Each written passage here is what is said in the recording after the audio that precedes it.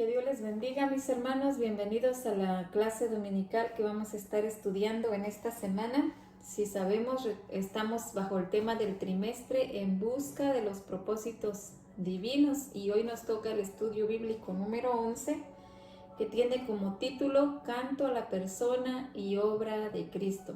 Y nuestra base bíblica la vamos a estar encontrando en el libro de Colosenses capítulo 1 y vamos a estar viendo los versículos del 15 hasta el 23. Amén. Y el pensamiento central nos dice que Cristo es coeterno, coexistente, consustancial con Dios el Padre, agente de toda la creación y ejecutor del plan de redención. Y el texto áureo, Colosenses 1:17, Él es antes de todas las cosas y todas las cosas en Él subsisten.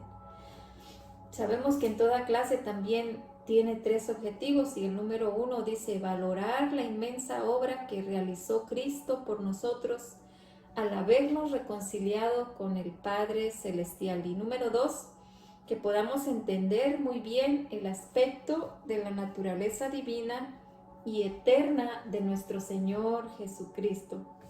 Y el último, anhelar poseer las características espirituales de ser santos, de ser sin mancha e irreprensibles delante del Señor.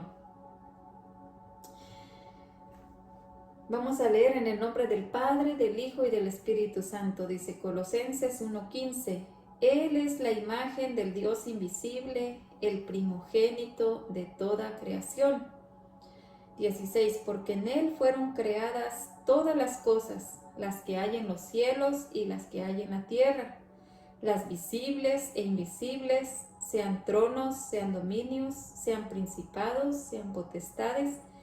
Todo fue creado por medio de Él y para Él. Dice, y Él es antes de todas las cosas, y todas las cosas en Él subsisten. Él es la cabeza del cuerpo, que es la iglesia, Él que es el principio, el primogénito de entre los muertos, para que en todo tenga la preeminencia. 19. Por cuanto agradó al Padre que en Él habitase toda plenitud, y por medio de Él reconciliar consigo todas las cosas, así las que están en la tierra como las que están en los cielos, haciendo la paz mediante la sangre de su cruz, y a vosotros también, que erais en otro tiempo extraños y enemigos en vuestra mente, haciendo malas obras, ahora nos ha reconciliado. Gloria a Dios. Y en su cuerpo de carne, por medio de la muerte, para presentarnos santos y sin mancha e irreprensibles delante de Él. Si en verdad permanecéis fundados y firmes en la fe, y sin moveros de la esperanza del Evangelio que habéis oído, el cual se predica en toda la creación que está debajo del cielo, del cual yo, Pablo, fui hecho ministro. Gloria a Dios. Entonces el tema de hoy, hermanos, es canto a la persona y obra de Cristo. Nosotros vemos aquí una vez más al apóstol Pablo, ¿verdad?, escribiendo esta carta ahora a los colosenses. Y aunque fue una iglesia que él no fundó y aunque fue una ciudad en la que él no visitó, porque cuando él escribió esta carta, él se encontraba preso en Roma, pero vemos que él sintió esa preocupación, sintió esa carga por los miembros de esa iglesia y escribió esta carta a los hermanos de Colosas. Y ya la semana pasada aprendimos, ¿verdad? Estuvimos estudiando los primeros versículos del 1 hasta el 14. Entonces ahora vamos a estar viendo la continuación de este capítulo 1 y vamos a ver del capítulo 15 hasta el 23. Y nos dice la introducción que en este pasaje de Colosenses es el que más profundiza acerca de en Cristo, amén, acerca de Cristo. Es el pasaje más profundo de toda la Biblia acerca de Cristo. Y junto con Filipenses 2, 5:11 y Hebreos 1, si nosotros logramos entender el contenido de estos pasajes, dice que nos va a ayudar para poder tener un amplio conocimiento acerca de la naturaleza eterna de Jesucristo y de su redención en su muerte en la cruz. Amén. Y por causa de su belleza tan incomparable y su profundidad cristológica y salvadora y sus afirmaciones que hace respecto a la relación que hay entre Cristo y Dios el Padre, entre Cristo y el universo, entre Cristo y la Iglesia, los comentaristas han dado varias explicaciones acerca de este pasaje, acerca de lo que Pablo escribió, y han dicho algunos comentaristas que fue un canto de la iglesia primitiva que el apóstol Pablo incorporó en su carta.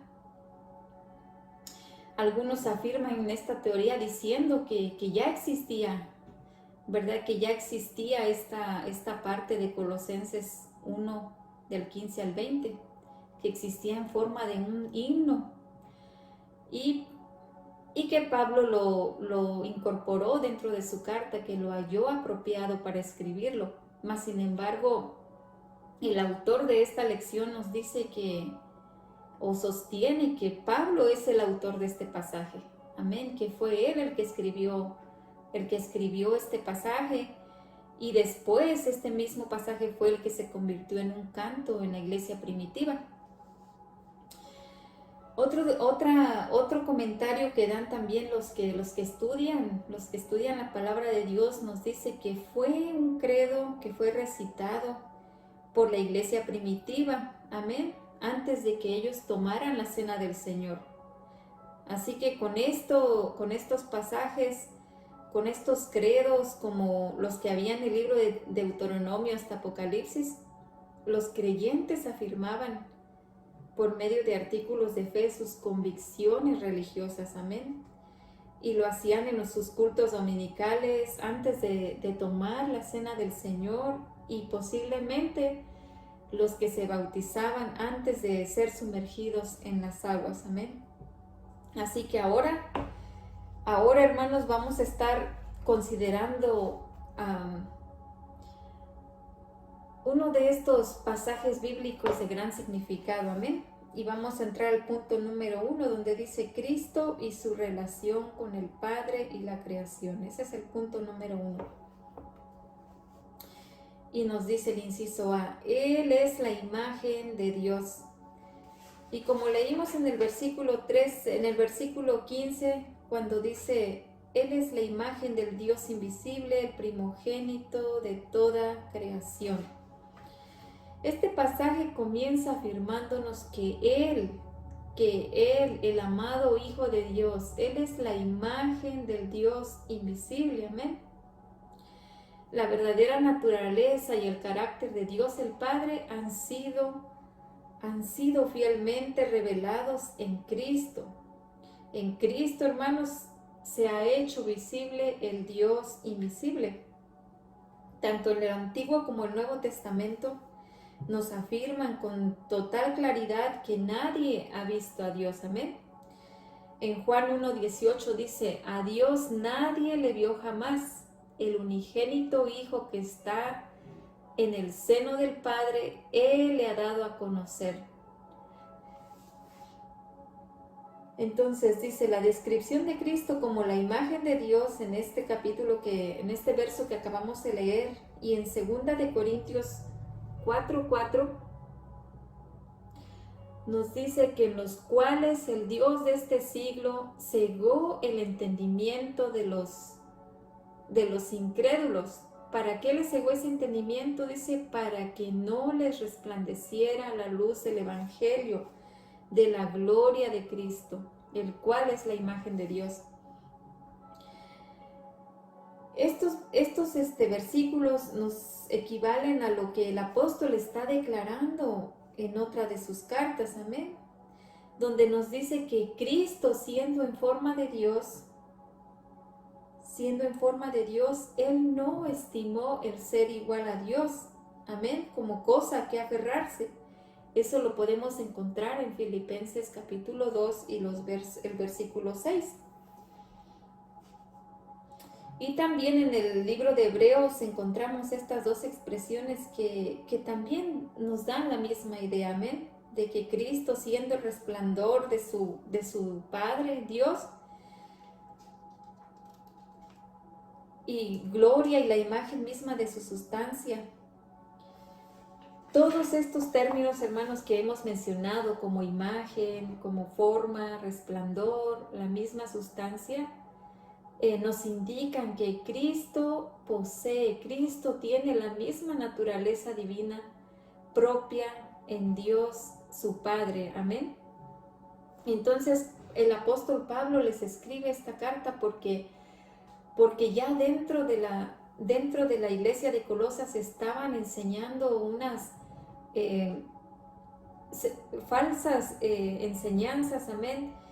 Se habían infiltrado varias herejías, entre ellos el de origen gnóstico, que enseñaba que Cristo no era más que una de las muchas emanaciones de las deidades, que eran intermediarias de variados rangos entre la humanidad y los dioses. Así que ellos no le daban el lugar a Cristo como el que tiene, ¿verdad? No lo consideraban Dios, sino que ellos lo consideraban como otro de los dioses, que eran como otro de los dioses entre la humanidad y sus dioses. Así que lo habían reducido a la categoría de emanación, amén, igual a otras muchas que había en el universo. Y por eso Pablo abre este pasaje afirmando con una convicción muy sólida que Cristo participa de la misma naturaleza, de la misma divinidad y existencia de Dios el Padre, amén. Así que Pablo les está dando un sólido fundamento sobre el cual levantará la gloriosa estructura de su cristología. Ahora en el inciso B nos dice que Él es el agente de toda la creación. Y en los versos 16 y 17 que leímos nos decía que porque en Él fueron creadas todas las cosas. Todo lo que nosotros vemos en el cielo, las estrellas, la luna, todo lo que nosotros vemos, todo dice que fue creado por su mano, amén. Todo lo que podemos ver y aún lo que no podemos ver, como son los tronos, los dominios, los principados, las potestades, todo fue creado por medio de Cristo y fue creado para Él. Y Él existe, Él es antes de todas las cosas y todas las cosas subsisten por Él. Así que aquí en el versículo 15, Pablo nos está hablando de la relación de Cristo con su Padre, amén. Habla ahora en Cristo fueron creadas todas las cosas. Es lo que nos dice los versículos 16 y 17. Y que todo fue creado por medio de Él y para Él. Y Él es antes de todas las cosas, amén. Todas las cosas en Él subsisten. Ahora en estos versos también estamos viendo que Él está hablando de su relación con el universo. Y la argumentación de Pablo en contra de las herejías gnósticas está siguiendo un orden eminentemente lógico e inteligente, que está establecida en la deidad de Cristo y pasa a tratar el lugar que tiene Cristo con el universo. Dice, no solamente con el planeta Tierra, amén, sino con todo el cosmos, no solamente con el universo material, no solamente con lo espiritual, el invisible. La idea es que el universo es autoexistente, es eterno como Dios, ha existido siempre, como enseñaban los filósofos griegos, entre ellos Aristóteles, y según la cosmogonía gnóstica nos dice según ellos decían que el universo es eterno y que tiene espíritu, pero esta es una herejía vieja que es promovida aún en nuestros días, como se conoce ahora como la nueva era. Pero nosotros sabemos, hermanos, que el reverenciar o dar culto, o dar homenaje a los ángeles, a los hombres, a los animales y aún la naturaleza, el darle adoración a la creación y todo lo que está aquí bajo el cielo, dice que es una abominación tan grave, tan mala ante Dios, como nos dicen Romanos 1:25 y Colosenses 1:16 y 17. Este no es el único pasaje que habla de Cristo como el agente divino de la creación del universo. También en Juan 1:3 y Primera de Corintios 8:6 y Hebreos 1:1. La creación de Dios como su elección de los redimidos tiene lugar en Cristo y no hay nada que haya sucedido fuera de Él. Hermanos, todo lo que nosotros vemos, todo dice que ha sido creado por Él, por Cristo y para Él.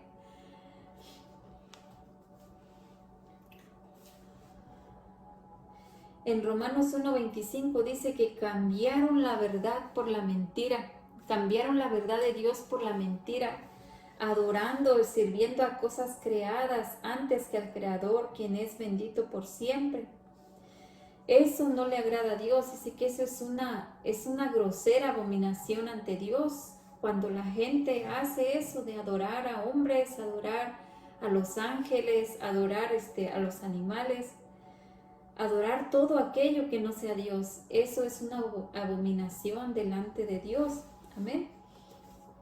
Ahora nos dice que lo que aquí nos quiere dar a entender es que Jesús existía, amén, antes de todas las cosas. Él es quien, todas las cosas que nosotros vemos fueron creadas por Él, amén. Y cuando nos está hablando aquí de la imagen de Dios, nos está hablando de la palabra griega eikon. Y esta palabra significa que Cristo es el retrato, Cristo es la imagen, exactamente como el Padre, amén. Y que su naturaleza del Padre es exactamente como la de Cristo.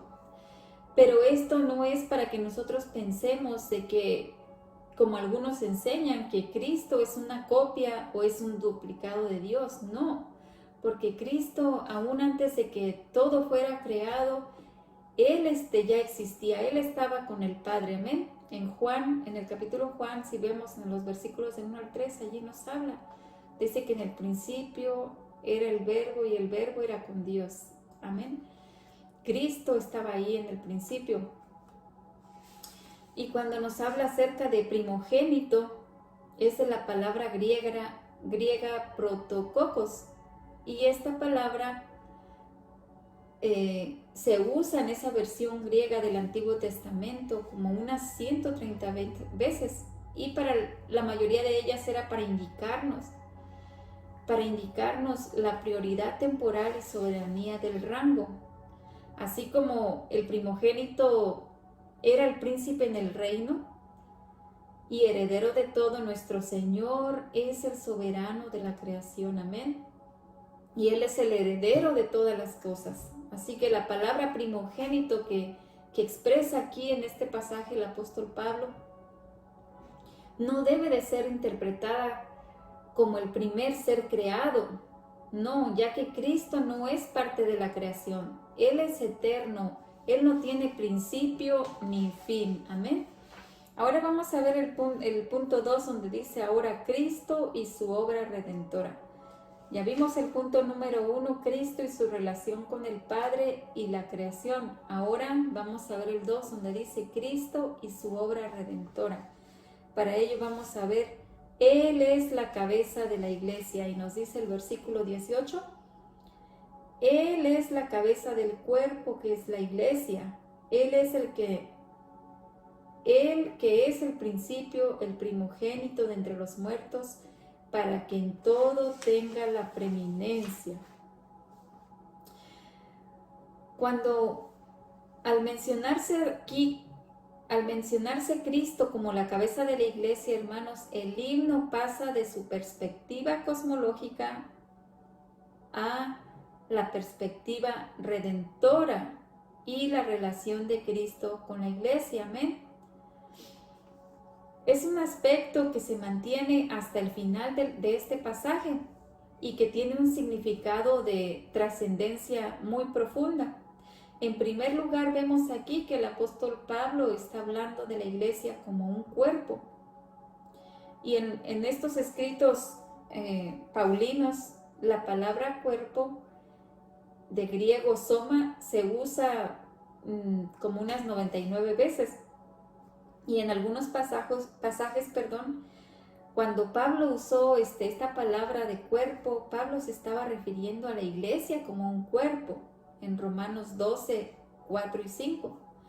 Y en algunos otros pasajes se estaba refiriendo como el cuerpo de Cristo, en Primera de Corintios 12, los versos del 12 al 27 y Colosenses 1, 18.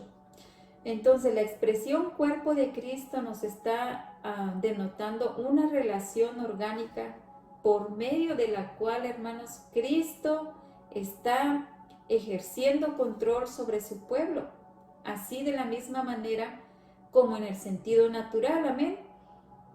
Como en el sentido natural vemos que la cabeza es lo que dirige el cuerpo. En la cabeza nosotros tenemos el cerebro, y desde el cerebro es que manda todas las direcciones a todo alrededor del cuerpo, amén. Desde el cuerpo recibe todas las direcciones de subsistencia y acción. Y entonces aquí, hermanos, hay una profunda idea en la figura de Cristo como cabeza de su pueblo. Y esta es que es la íntima relación que hace de la cabeza y el cuerpo una sola entidad. Primera de Corintios 12, 27 y Colosenses 1, 18, Efesios 1 del 22 al 23. Y lo podemos ver en este ejemplo cuando el Señor Jesús, ¿verdad?, se le apareció a Saulo mientras él iba persiguiendo a la iglesia, persiguiendo a los creyentes, ¿verdad?, para matarlos. Y Jesús se le apareció y le dijo, ¿por qué me persigues? Esta historia está en Hechos capítulo 9, 4. ¿Y por qué el Señor no le dijo, ¿por qué persigues a mi iglesia? Algunos comentaristas o eruditos ven esta figura, la idea de mediación. Esto es que la iglesia es el instrumento de Cristo para poder llevar a cabo sus planes redentores en el mundo. Y los que así entienden la figura están añadiendo diciendo que la iglesia es una agencia divina por medio de la cual todos estos beneficios celestiales son comunicados al mundo. Amén.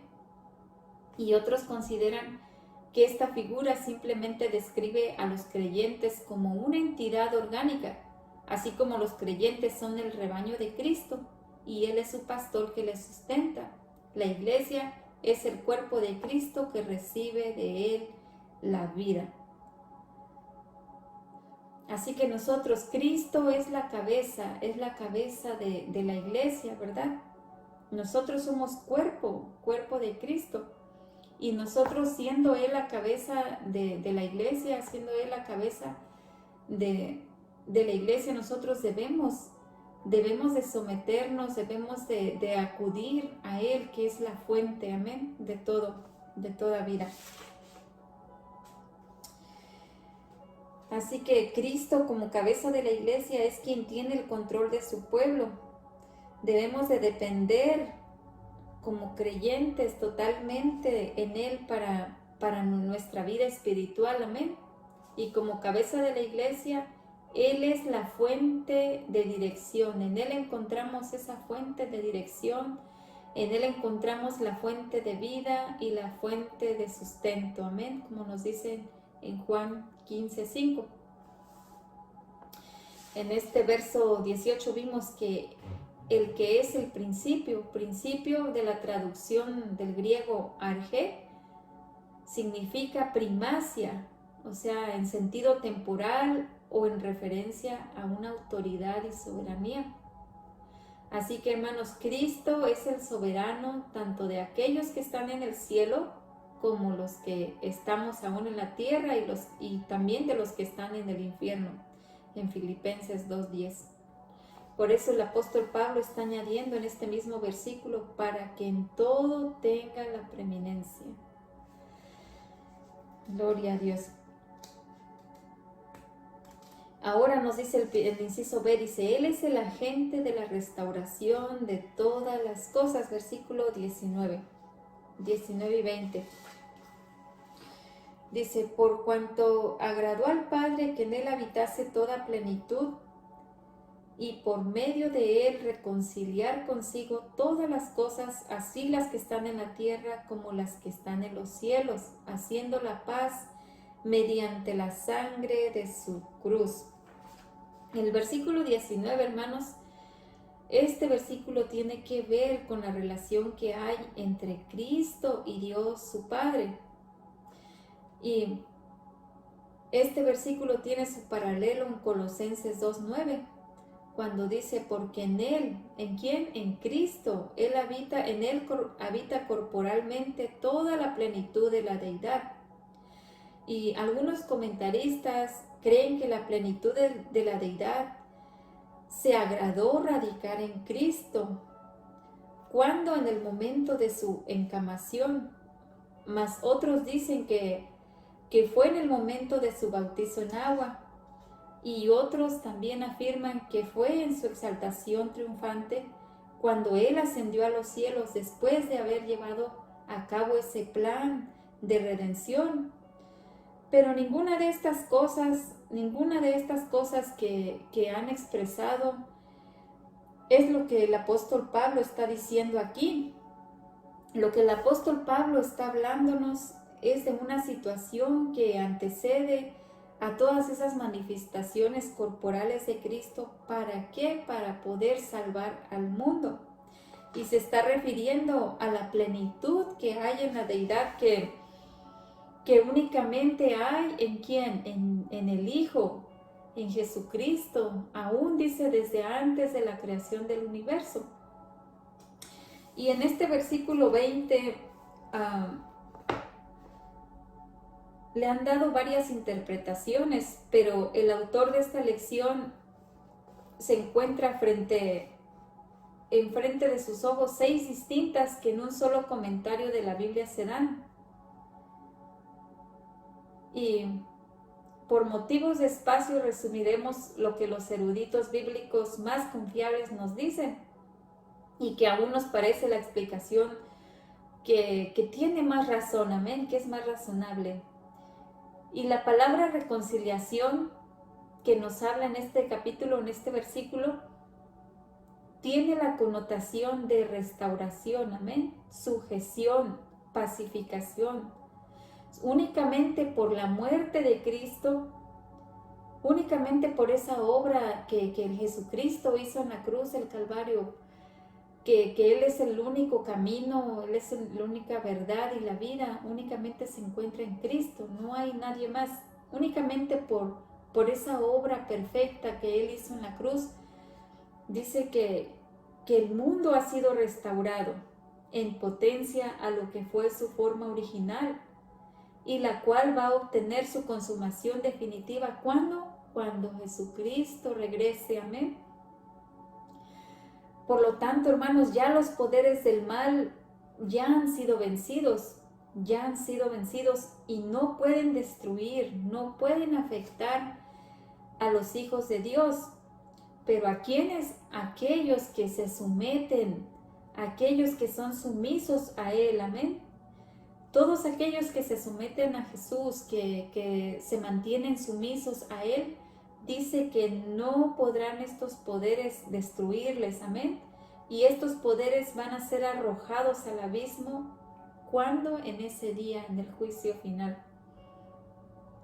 Así que no puede destruir más a los que habitan al abrigo del Altísimo. Gloria a Dios. Ahora vamos a ver, dice Cristo y la iglesia. Ya va a ser el punto número 3.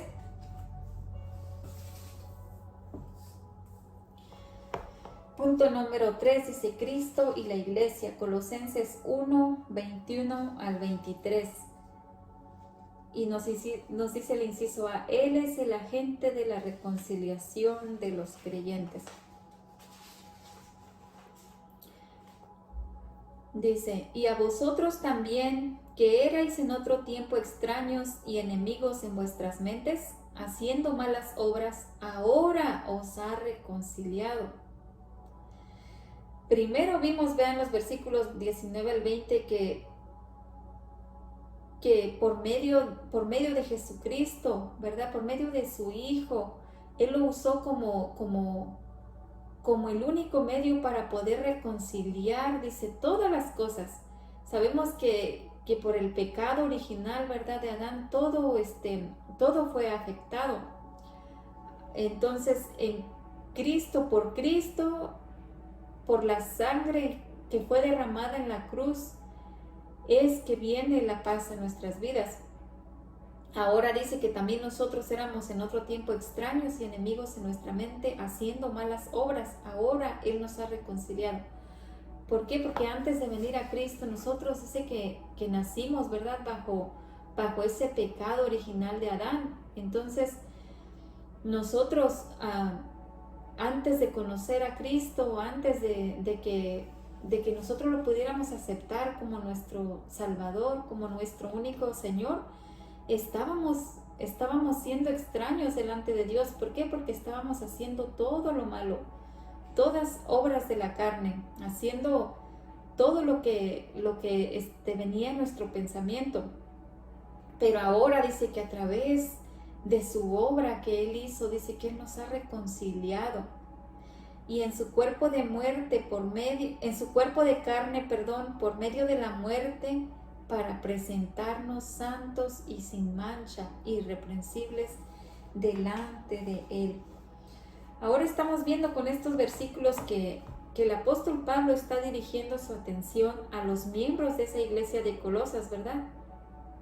Donde con este verso 21 se está pasando a la aplicación práctica de esa obra reconciliadora que hay en Cristo. Y este aspecto, hermanos, personal del sacrificio de Cristo es muy fundamental en los autores del Nuevo Testamento. ¿Por qué? ¿De qué hubiera aprovechado a los colosenses que Cristo hubiese corregido toda irregularidad del universo si no hubiese afectado personalmente sus vidas? Las causas redentoras que se mencionan aquí en estos versículos son por medio de su sangre, la sangre de su cruz, su cuerpo de carne, por medio de la muerte. Y los beneficiados directos, ¿quiénes son? Los creyentes. Nosotros como creyentes de Él dice que somos beneficiados por esa obra que Cristo realizó en la cruz. Amén. Además de beneficiarse del universo de la muerte de Cristo, los que creen, son los que reciben beneficios de mayor trascendencia. Ahora, como vimos aquí en las definiciones, el apóstol Pablo está utilizando estas dos expresiones que son muy comunes en sus escritos y conllevan una carga teológica muy importante para el Evangelio. Cuando nos dice, erais en otro tiempo y ahora, más ahora. Esto es lo que está demarcando con una fuerza el pasado del creyente con su presente. Amén. En Efesios 2, 1 al 13. Así que permitamos que Dios nos ayude como creyentes a establecer esa conducta, una conducta definida en lo que fue antes y lo que ahora somos en Cristo, amén. Por medio de Cristo es que nosotros fuimos reconciliados, fuimos unidos una vez más al Padre, amén. Porque estábamos separados de Él, dice, muertos, ¿verdad? En nuestros delitos, en nuestros pecados, pero gracias al amor tan grande de Dios por la humanidad, que dice que dio a su único Hijo, ¿verdad? Para que viniera y diera su vida por toda la humanidad. Él es el camino, Él es la verdad y Él es la vida. Y únicamente a través de ese sacrificio que Él hizo en la cruz, nosotros hemos sido reconciliados, hemos sido ahora, nuestra relación con el Padre ha sido restablecida. Amén. Gracias a Dios. Ahora vamos a ver el punto B. Dice, la iglesia necesita serle fiel hasta el fin. Ya son los últimos versículos donde dice, si en verdad permanecéis fundados y firmes en la fe y sin moveros de la esperanza del evangelio que habéis oído, el cual se predica en toda la creación que está debajo del cielo, del cual yo, Pablo, fui hecho ministro. Primero en el verso 22 vimos que se nos señala una finalidad, ¿verdad?, muy específica por la cual Cristo murió. Fue para poder presentar a los redimidos delante de Él, dice, santos, sin mancha e irreprensibles. Y como podemos notar, el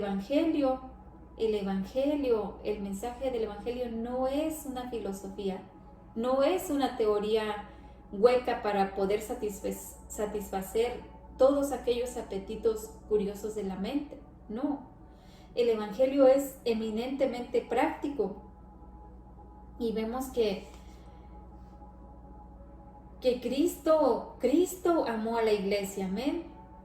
Y por amarla dice que se entregó a sí mismo por ella. ¿Para qué? Para poder santificarla, habiéndola purificado en el lavamiento del agua por la palabra, a fin de presentársela a sí mismo una iglesia gloriosa, que no tuviese mancha ni arruga ni cosas semejantes, sino que fuese santa y sin mancha.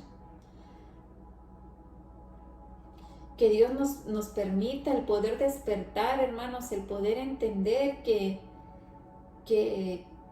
podamos comprender con una verdadera convicción los objetivos por los cuales Cristo murió, amén, y por los cuales Él muestra esa salvación. ¿A quiénes? A todos los que creen. Y desgraciadamente nos dice aquí el expositor que ser santos, sin mancha e irreprensibles ahora no son esas prioridades en esta iglesia de hoy, en la iglesia contemporánea. Y ahora vemos que hay muchas de las actividades, los programas de las iglesias conducen a los creyentes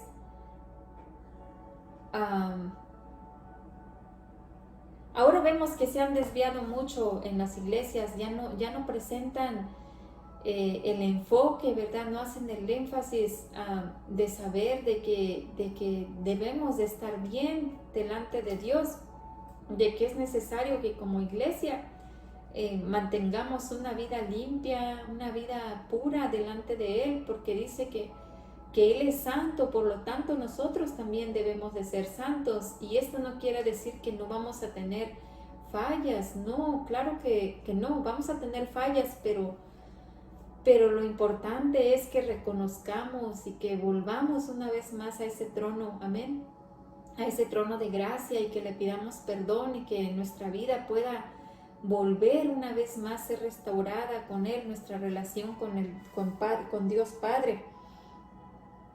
Porque dice que sin duda Jesucristo viene por una iglesia que no tenga mancha, que no tenga arruga, una iglesia limpia, una iglesia que permanezca irreprensible delante de Él.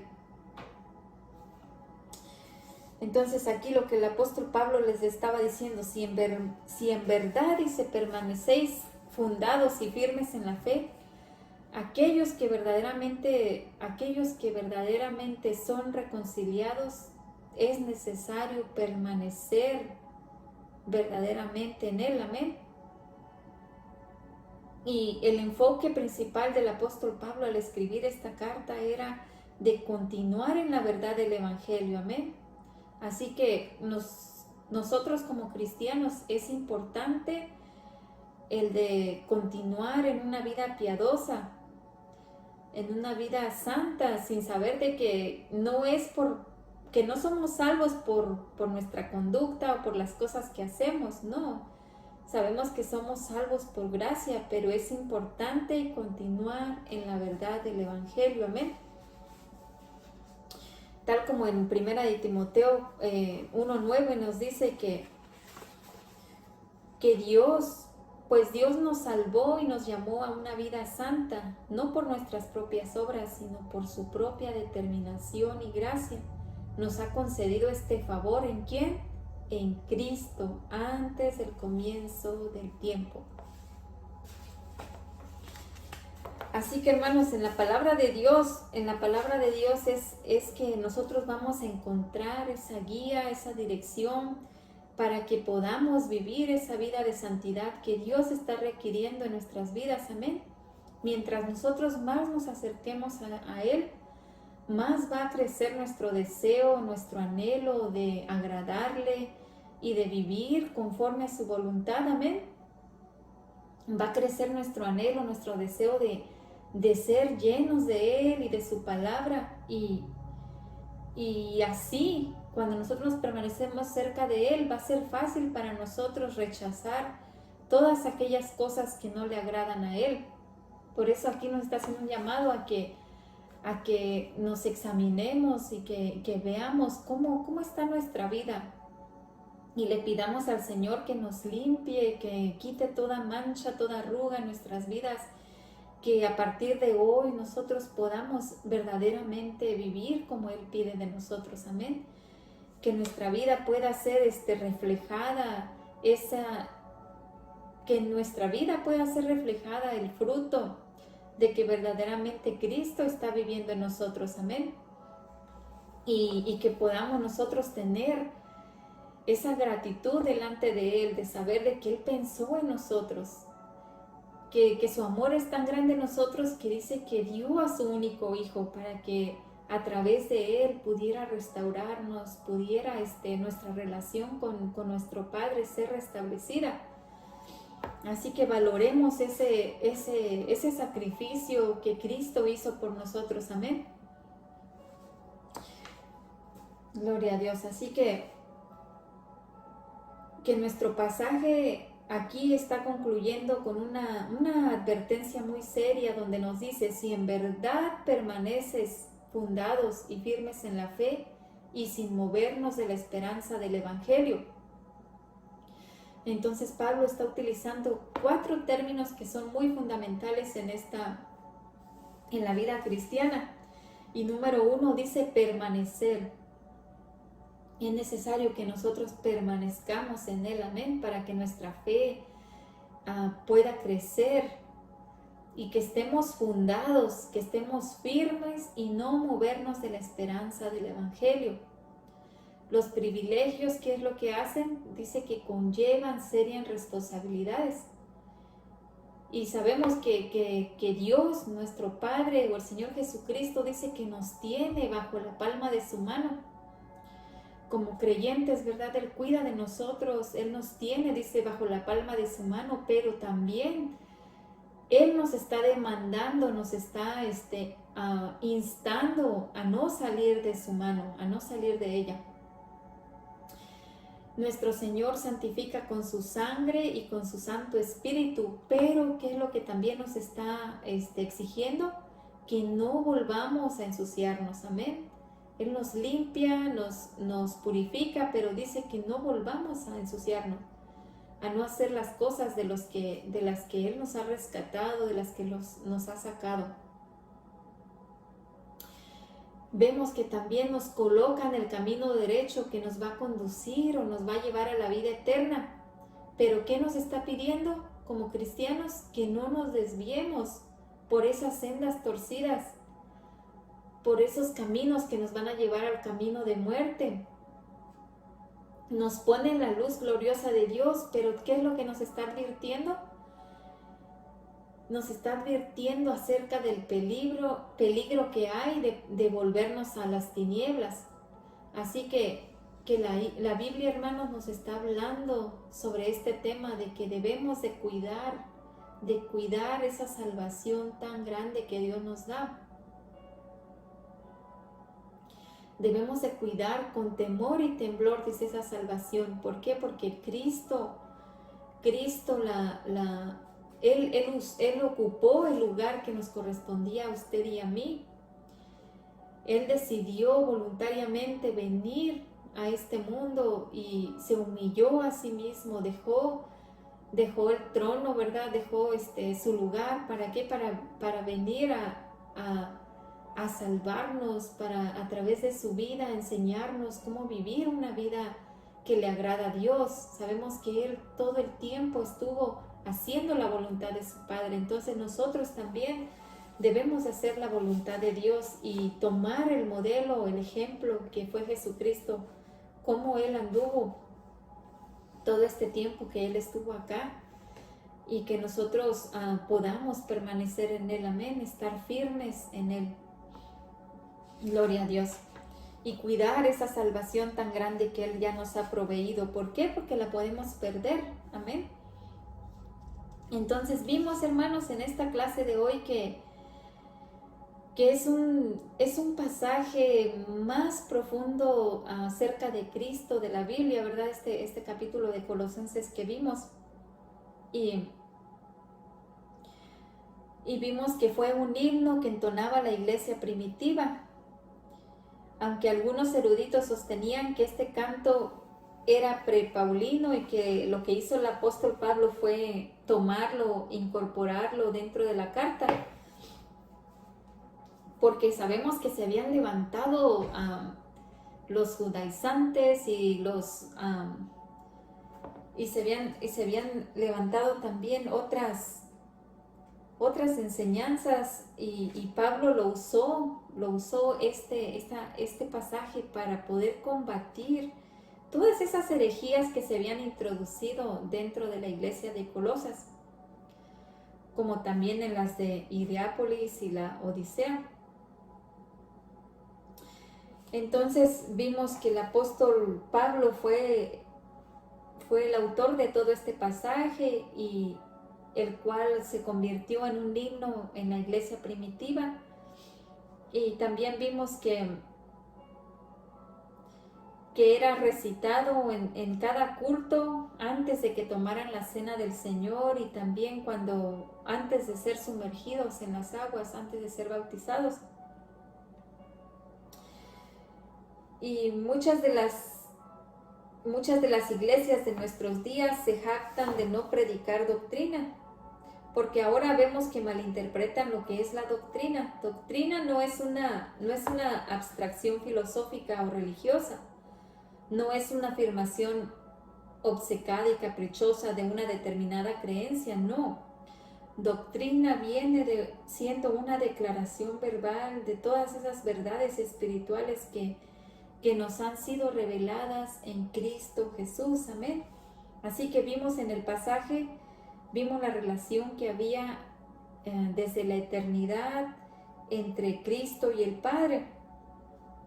Vimos también que Cristo no fue creado, no es inferior en naturaleza al Padre, porque desde antes de crear todo, Él estaba con su Padre, amén. Él estaba con Dios y Él era Dios, como nos dice en Juan 1:1.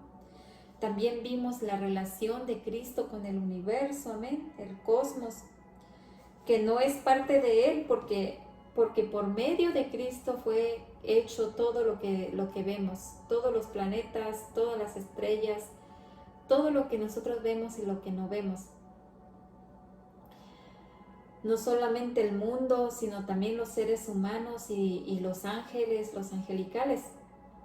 Así que vimos también la relación de Cristo con la iglesia, que por causa de su muerte Él ha venido a reconciliarnos, amén, a todos los que creemos y nos habilita para que seamos santos, sin mancha e irreprensibles.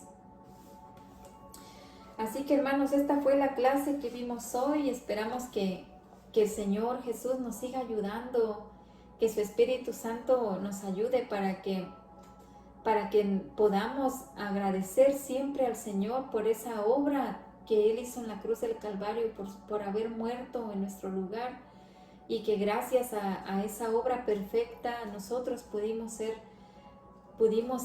restablecidos con Dios, amén. Y que ahora nosotros, gracias a Él, nosotros tenemos una esperanza de vida, de que un día vamos a reunirnos con Él, un día Cristo va a regresar. Por lo tanto, mantengamos nuestra vida limpia, amén.